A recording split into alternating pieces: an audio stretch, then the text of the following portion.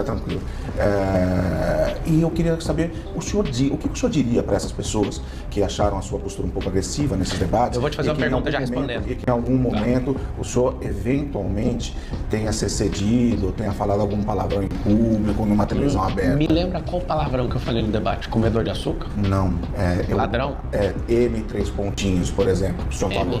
M, 3 pontinhos é a palavra. O senhor fez referência também a uma certa parte da autonomia, da anatomia do corpo humano, usando outras palavras. Mas o termo é jurídico, orifício rugoso lombar, isso não é palavrão. Não. Foi lá na Gazeta, a apresentadora Denise até pediu para o senhor evitar o palavrão. Mas qual foi? Mas eu não vou repetir aqui. Eu não falei esse palavrão. Eu usei orifício rugoso lombar, comedor de açúcar. Candidato, o senhor falou, eu só queria isso dizer para mim. Tá, então tá bom. É mais fácil o senhor falar pro eleitor. Vou falar pro eleitor. Com comunista não pode afrouxar, eu tô pegando leve. Espere guerra no mais alto grau contra o consórcio comunista do Brasil.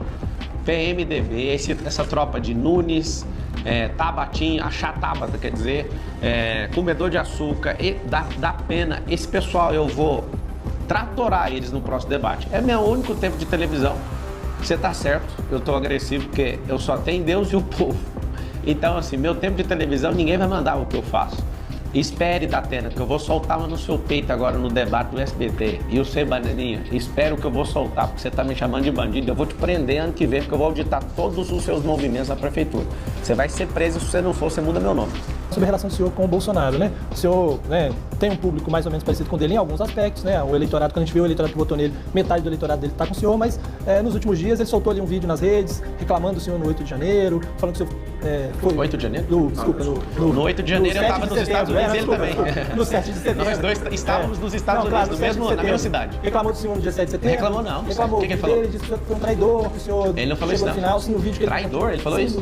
Caramba. É o vídeo que ele compartilhou. Ele verbalizou? Ele falando. Ele isso é fofoca, então. Você considera ele que compartilhou aonde? Compartilhou no WhatsApp. Você viu? Com o aliado dele. E você viu no Sim. WhatsApp? Caramba, isso é fofoca, meu. Você acha que ele não faria isso? Isso é fofoca. Compartilhou no WhatsApp, você viu que era ele? Compartilhou. Aí o senhor pode dizer que não é ele, pode alegar que foi o filho dele. Não, eu não vou alegar nada, isso pra mim é fofoca. E na outra vez que o senhor discutiu nas redes sociais com ele, o senhor disse que na verdade foi o Carlos. Não, na verdade não, é o Carlos que usa. É o Carlos que usa a rede social. Mas hoje a relação tá como? Tá normal. Depois que passar a eleição, fica tudo bem. O público o senhor não acha que ele tem um certo ciúme, que o senhor tá ali... Aí, um capitão do exército ter ciúme de macho, eu acho que isso não faz muito sentido. Isso aí é locubração. Aquele episódio lá da bandeira, que o senhor disse que viu que foi funcionário da prefeitura? Não, eu disse não. Eu tenho um vídeo, eu postei. Eu não sei por que a justiça mandou tirar o vídeo, mas o funcionário da prefeitura... Tem os dois. Já estava lá. Mas por que o funcionário tá esticando? Ele tá esticando porque passar onde? O cara pode passar na calçada. Então, aquela bandeira, o senhor disse que não... Não, o que é isso? Eu que mandei pra imprensa falando, isso aí tá destruindo um símbolo nacional. Por que o senhor acha que ele não apoia? Eu mesmo mandei, aquilo não faz sentido. Aquilo é coisa de apoiador, de gente maluca, sei lá de onde. E por que o senhor acha que ele não apoia o senhor? O presidente Bolsonaro? Olha, só o fato dele não ter paixão no Nunes, parece que ele tá me apoiando. É um sentimento, e todo mundo tem esse mesmo sentimento. Mas ele estava, por exemplo, quando o Nunes foi lançado candidato, ele tem um... Não, ele tem um vice, Sabe por que ele tem um vice? Porque o Bananinha ia colocar a Marta Suplicy de vice, e o Bolsonaro não deixou. E quando eu almocei com o Bolsonaro, eu fiz votos e não pedi nada para ele. Recentemente o senhor já disse que talvez não consiga... Talvez não. Eu fui para El Salvador, tive com o ministro da Justiça, o Gustavo, e ele me deu uma aula de como combater a criminalidade. E eu ouvi na Guarda Municipal, ouvi na Polícia Militar, né, algumas pessoas da polícia, eu percebi o seguinte: a gente investir nesse mesmo... Hoje a gente tem 7 mil guardas e nós vamos chamar todo mundo que está aprovado em concurso. Se eu aumento essa guarda desse tanto, eu não consigo valorizar os salários deles. Por quê? Porque vai aumentar. 700 milhões só a folha atual. Sim, a gente consegue, a gente é rico, não precisa preocupar com isso não. Só quando eu chegar na prefeitura, no 1º de janeiro, eu vou mandar revisar todos os contratos e gerar uma economia que você nem imagina. Calma. Tirando a companheirada, esse bando de corrupto, fica tranquilo, vai sobrar dinheiro.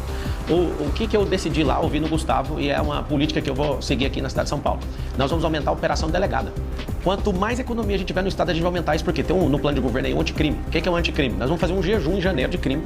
E a gente vai fechar as entradas dessa cidade. Vamos fazer isso com operação delegada, vou estender isso para a Polícia Civil. E, inclusive, se não tiver, eu duvido, né, mas vai ter, para você entender que a operação delegada é um convênio com o governo do estado, onde o policial militar já vem com a sua farda, já vem com a sua arma, e ele pode atuar imediatamente, porque ele já é treinado, ele tem tirocínio.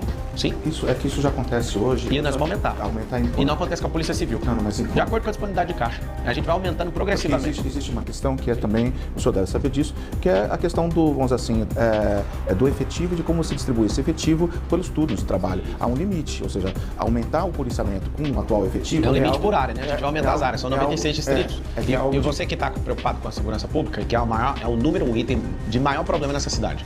O distrito mais perigoso hoje é o distrito de Pinheiros. Nós vamos começar por ele expandindo até o último. Até o último aí, em São Mateus, onde tiver, nós vamos levar esse policiamento. E vai ser como a progressão disso? Fechando a resposta. Progressão vai ser de acordo com a disponibilidade de caixa e o convênio que a gente tem. Agora, a gente pode reformar isso. Inclusive, a Polícia Civil saiba, nós vamos estender para vocês também. Caso, eu duvido que não tenha interesse, né, dos policiais, que eles preferem trabalhar dessa forma, nós vamos aumentar o valor de novo. Nós vamos gerar economia no Estado para fazer essa progressão. Não são funções distintas? Quando o senhor fala da Polícia Civil, a Polícia Civil mas a polícia depois do crime. não, então, só que eles têm tirocínio. Por que eu vou abrir para eles? Então. Só que eles podem fazer a parte investigativa também e podem, nesse anticrime, se a gente não usar todas as nossas forças, inclusive vou convidar o presidente, o atual mandatário da presidência da República, para a gente combater o crime aqui nessa cidade, que é o item número 1 da cidade e pode contar com o xerife aqui que eu vou resolver isso. O senhor, quando fala vai convocar o atual mandatário, você está falando do Lula, o senhor considera que então vai ter uma boa relação? Espera ter uma boa relação? Olha, a questão de relação vai depender dele, porque eu sou republicano. O que é republicano? Sou uma pessoa que na hora que acabar a eleição, a gente precisa governar.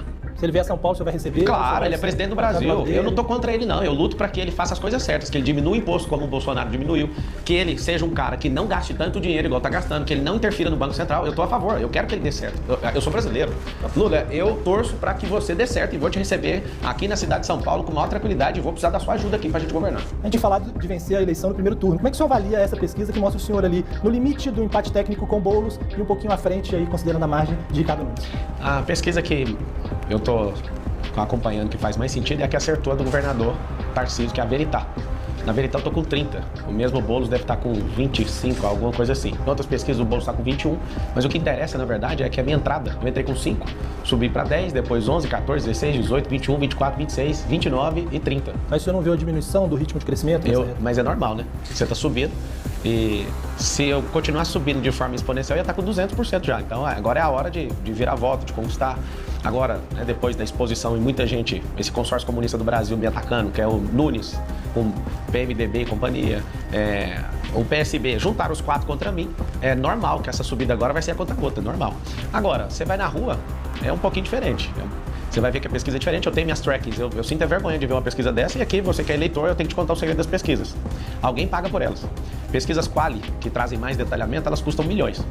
E esses partidos políticos usam seus fundos, eu não tenho fundo eleitoral, não tenho padrinho político, não tenho tempo de TV, não tenho tempo de rádio e até as redes sociais que eu tinha eles tomaram. E mesmo assim eu continuo em primeiro, de 10 pesquisas, 8 eu estou na frente. Essa avaliação que o senhor faz? A avaliação é muito simples. O astronauta não ganhava eleição para Senado, o França estava na frente e da noite para o dia a pesquisa que falava que ele estava 14 pontos na frente, ele amanheceu senador da República. Ou seja, não confie nas pesquisas, a pesquisa você tem que checar é o povo. Prêmios para os professores por desempenho, né? O senhor já tem ideia de como é que vai ser esse prêmio, qual o valor, qual a meta, né, a ser atingida? Você vai estar atrelado de alguma forma ao IDEB? Nós vamos recuperar o número 1 em 4 anos, em 1.460 dias. Nós vamos voltar para o primeiro lugar no IDEB. São Paulo não faz sentido nenhum, São Paulo não está em primeiro, perdendo para estados como Goiás, Paraná, Santa Catarina, não faz sentido nenhum a gente perder isso. Então nós vamos recuperar isso. No ensino hoje, só 38% das crianças estão terminando a fase de alfabetização alfabetizadas, ou seja, o Bananinha não está dando conta de fazer isso. Inclusive, esse relógio que eu estou usando aqui é de um garoto chamado Theo, lá do Jardim Rosana, e ele me deu esse relógio, e eu prometi para ele que ia ser o governo das crianças e dos mais pobres. Theo, estou aqui com o seu relógio. Mas o prêmio, o senhor tem valor? É o seguinte, quando você tem um plano, e aqui fica claro para todo mundo de São Paulo, o plano é para ser votado e depois nós vamos para a parte de projeto. O que é a diferença de plano e projeto? São 10 planos de governo. Nós estamos viabilizando quem vai tocar esse plano, o time que vai tocar esse plano. Ganhamos a eleição, nós vamos fazer o projeto. Aí, de acordo com o caixa, a gente vai ter que gerar economia para gerar isso. Agora, qual que é a intenção? Vou te responder a pergunta. Está vinculado ao presenteísmo, ao crescimento da nota dessas escolas. E a gente vai fazer isso. Pra você ter uma ideia, de novo, nos Estados Unidos, o valor do IPTU do imóvel está vinculado à nota da escola. Só para você ter uma noção. É o estilo, né? Não chama IPTU lá. O valor dos imóveis fica vinculado à nota da escola. Esse é o modelo de gestão que eu quero fazer na Escola Pública de São Paulo. É fazer o quê? Vincular para todo mundo dar tanto valor na escola pública que a gente vai ficar todo mundo de olho nessas notas. E aí a gente vai fazer um ranking comparativo dessas escolas e vamos premiar esses professores em relação a isso. Ou seja, o senhor pretende trabalhar mais com premiação do que com a questão da elevação do piso salarial dos professores? Seria mais ou menos isso, só para entender? O que a gente precisa é de viabilizar. Eu imagino que esses últimos governos não têm subido a percepção de valor que os professores têm. A gente vai nas duas frentes. Agora, a lógica de premiação imediata vai fazer ele empolgar muito mais. O professor precisa ser honrado.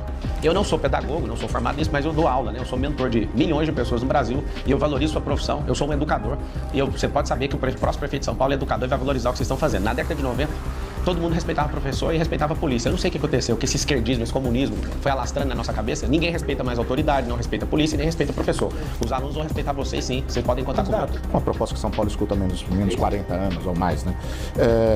O senhor diz que implementando tecnologias, né, para o tratamento das águas. O problema é que a bacia do Tietê, do Alto Tietê, ela é composta por 16 municípios. E é por isso que essa tarefa da limpeza do Tietê normalmente fica a cargo do governo do estado. Qual que seria para o senhor o papel da prefeitura, então? Que o senhor deixasse mais claro pro leitor e pro eleitor.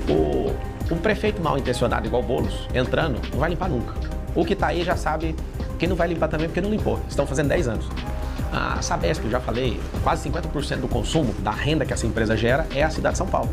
Então, se eu não trabalhar de forma bem intencionada com o governador, isso aqui não vai fazer nunca. Então, é meu interesse particular. Eu lembro de uma vez que eu fui comprar uma fazenda e eu perguntei, qual que é o rio que passa atrás? Você precisa saber disso. Sim. E aí, alguém me escondeu isso, eu cheguei no lugar, era o Tietê. Eu falei, nem de graça eu quero. Por quê? Porque um rio desse, se ninguém respeita ele, o que eu quero uma fazenda dessa? Vou te explicar. O rio Tietê tem 1000 quilômetros. A vazão dele é uma baixa vazão. E é um rio que é limpo numa ponta e é limpo na outra. Mas quando passa nessas cidades, e principalmente na cidade de São Paulo, vira o maior esgoto a céu aberto. Então tem que ter política pública de quê? De limpar os mananciais, de fazer tratamento do esgoto dentro da cidade, que a gente não tem esse tratamento. E essa universalização do saneamento básico garante isso. E essa tacada do Tarcísio, eu acredito pela primeira vez que agora tem como fazer. Qual o papel da prefeitura? Porque apoiar, criar esses mutirões, limpar esses mananciais, porque nós estamos descarregando toneladas de lixo dentro do Tietê. Se eu, como prefeito, com política pública, evitar que isso seja jogado, eu já contribuí com a minha parte. A minha parte é de 12 milhões de pessoas dentro da cidade.